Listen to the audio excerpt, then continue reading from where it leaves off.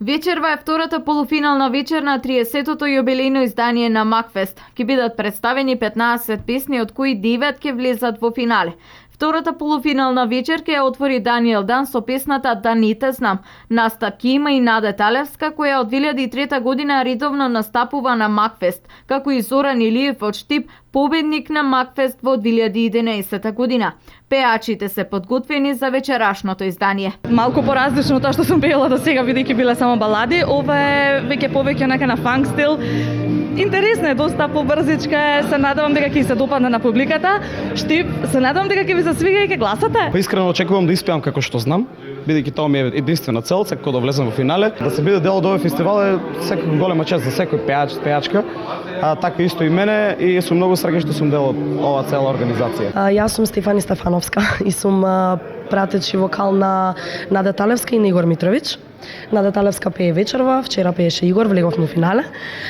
Значи, на придружните вокали е огромна моќта и огромна потребата од нив, бидејќи еден е пејачот, ние мораме да го подкрепиме и да му дадеме малку моќ. Самиот аранжман на особено на овие две песни е доста богат и доста може да се направи во него. Затоа и сме ние плюс два придружени вокали, освен овие стандардните, така да од досегашните коментари имаме, да речеме, 90%, 95% позитивни коментари, се надевам и вечерва ќе биде така.